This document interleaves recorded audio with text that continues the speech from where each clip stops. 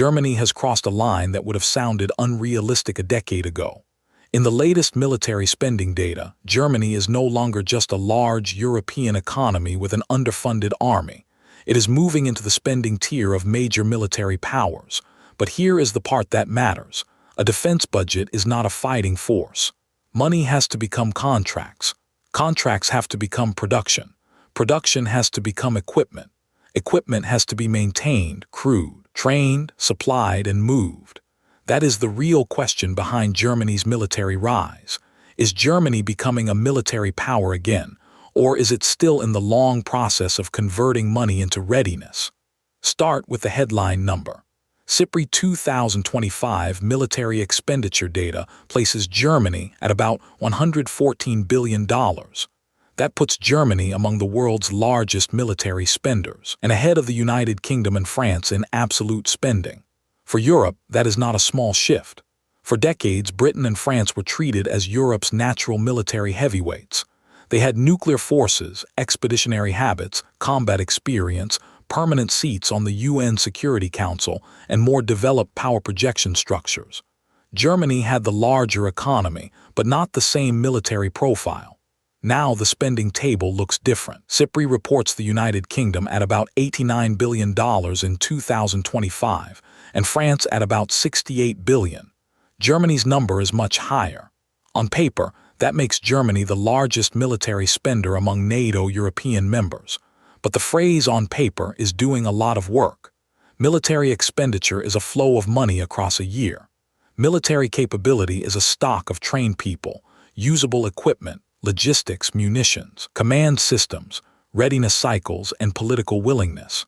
Those two things are connected, but they are not identical. Germany's own budget picture shows why. The German Defense Ministry says the regular 2025 defense budget is about 62.43 billion euros.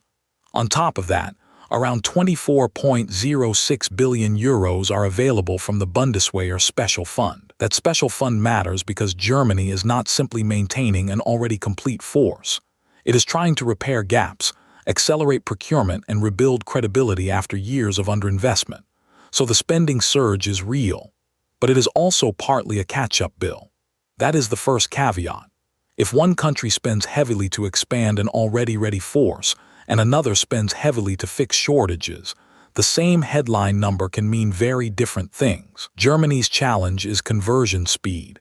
The conversion chain is long. Parliament approves money, ministries define requirements, contracts are signed, industry scales production, equipment is delivered, units absorb the equipment, personnel train on it, maintenance systems and spare parts catch up, ammunition stocks are filled. Then commanders can say the capability is actually ready. Every link can slow the result. This is why the industrial base matters as much as the budget. Modern military power is not just how much money a state can spend. It is how fast its economy can turn money into usable military output. Ammunition, air defense, armored vehicles, drones, electronic warfare, sensors, and repair capacity all depend on industrial depth. Germany has world-class industry, but defense production cannot be expanded like a normal consumer market. Factories need long-term contracts. Suppliers need certainty.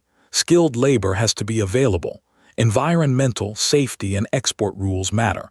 Production lines need time. The German government's defense industry strategy recognizes this basic problem. Security now depends on a stronger, more resilient defense industrial base. That makes Germany's rise important but not instant. The second caveat is personnel. Money can buy equipment faster than it can produce experienced soldiers, technicians, maintainers, officers, and logistics specialists. A modern force is not just platforms. It is people who can operate them under pressure, sustain them over time, and integrate them into larger NATO plans. If Germany buys more equipment than its force can absorb, the budget number rises before readiness does. The third caveat is geography. Germany is central to NATO European defense not only because of its army, but because of its location. In a crisis, Germany is a logistics hub. Forces, fuel, ammunition, and equipment moving toward NATO eastern flank would depend heavily on German roads, rail, ports, depots, command systems, and host nation support. That kind of power is less visible than a fighter jet or a tank column, but it may be more decisive. This is where Germany's military role could become larger than its order of battle.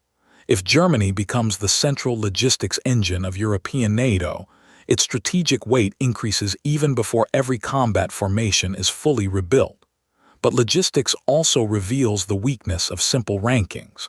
A country can have a large budget and still lack ammunition depth. It can have modern aircraft and still face maintenance bottlenecks. It can announce brigades and still need years to fill the personnel, equipment, and sustainment behind them. That is why Germany's spending lead over Britain and France should be read carefully. The United Kingdom still has nuclear deterrence, naval experience, expeditionary structures, and intelligence links that Germany does not duplicate. France still has an independent nuclear force, a large defense industry, overseas military experience, and a different strategic culture. Germany may now lead in spending, but it does not automatically lead in every military category. The better conclusion is this: Germany has moved into Europe's top financial tier, but the military result will depend on whether money becomes readiness fast enough. That is the real power shift. Not Germany is now stronger than everyone else. The real shift is that Germany has stopped being able to hide behind the idea that it is only an economic power.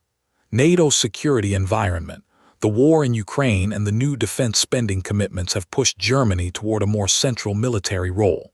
And once a country with Germany's economic weight starts moving, the long-term consequences can be large. But the timeline matters. In the short term, Germany's spending surge is a promise. It signals political intent, financial weight, and a new strategic direction. In the medium term, the question is delivery: contracts, production, personnel, depots, ammunition, air defense, and readiness. In the long term, if Germany sustains this spending and solves the conversion problem, Europe's military balance changes. So the verdict is simple: Germany is spending like a major military power. It is not yet useful to say it is ready like one in every category. But if the money keeps flowing, and if industry and personnel catch up, Germany may become the country that changes the center of gravity inside European NATO. The number is impressive. The conversion is the story.